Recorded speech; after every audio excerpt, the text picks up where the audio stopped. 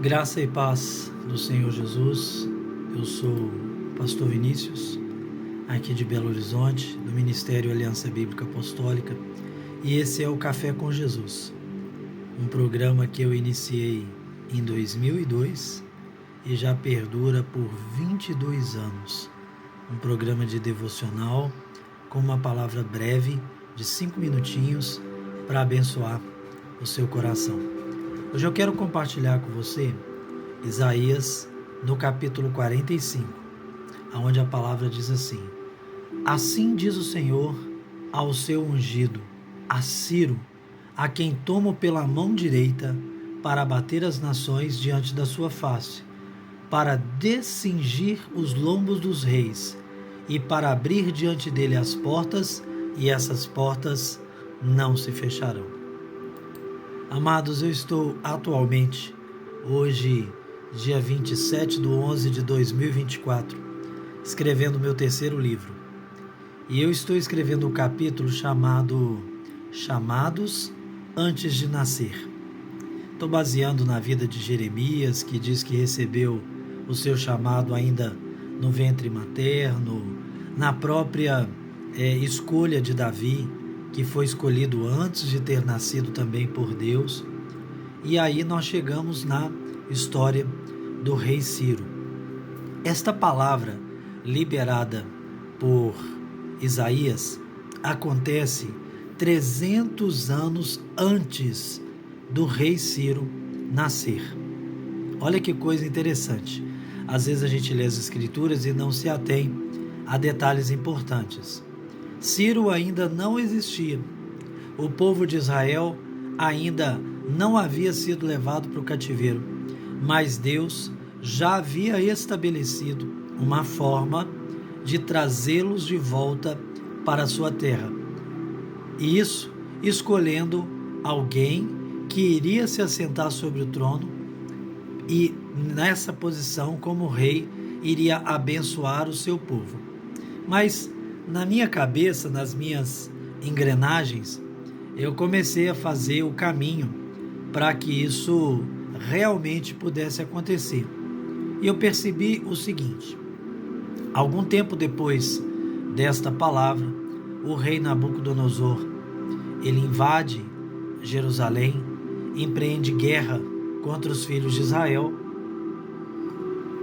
vence a batalha e ele vai levar consigo vários nobres da cidade. Era um costume da época, uma forma de exercer o domínio sobre o povo que estava sendo cativo por meio dos seus próprios governantes.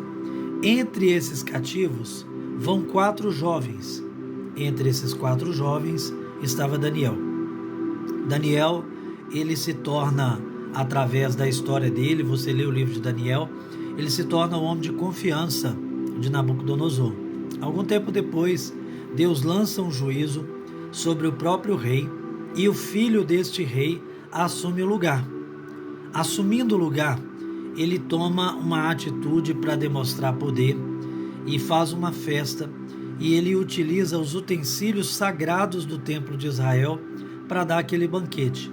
Deus não gostou dessa atitude e julga esse rei, escreve lá na parede um juízo, e o único que consegue traduzir aquele juízo é este Daniel, e depois da tradução, o Senhor mata esse rei. E aí começa uma sucessão de reinados que fazem com a Babilônia a mesma coisa que Nabucodonosor fez com Israel.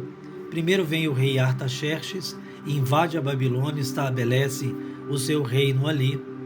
O filho deste rei assume no lugar, que é o rei que nós conhecemos por causa daquele filme dos 300 espartanos, que é o rei Xerxes.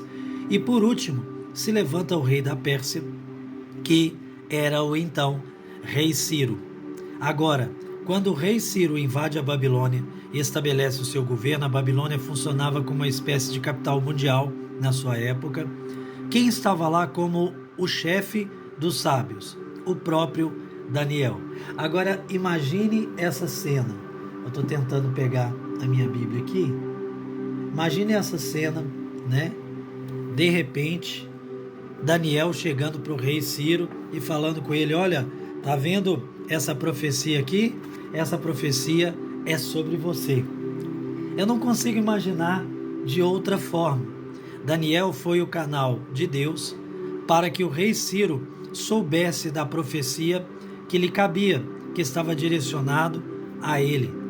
E aí, quando você lê o primeiro capítulo do livro de Esdras, que foi um dos primeiros a voltar para Jerusalém, você consegue compreender o decreto que foi baixado pelo rei Ciro, libertando o povo de Israel e falando assim: olha, se vocês não ajudarem esse povo a voltar para sua terra, dar provisões para construir o templo, para levantar os muros, eu vou fazer guerra contra vocês. Coincide exatamente com a palavra de Isaías 45. Eu vou te usar para descingir lombo de reis, para abrir diante de você, do rei Ciro, as portas, e essas portas não se fecharão. O que eu tenho para dizer para você, querido, como que Deus ele pode escolher alguém antes desse alguém nascer? É porque Deus, no seu livro, toda a história já está escrita e concluída. Nós estamos debaixo da égide do tempo, passado, presente, futuro. Na eternidade isso não existe.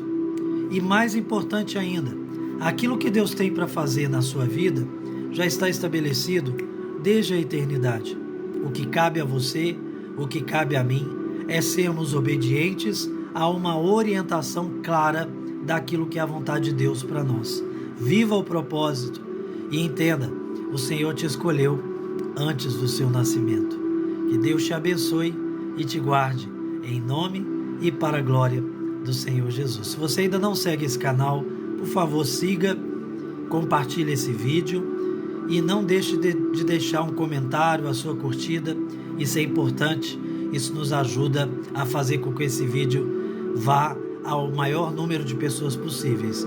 Deus em Cristo te abençoe, em nome e para a glória do Senhor Jesus.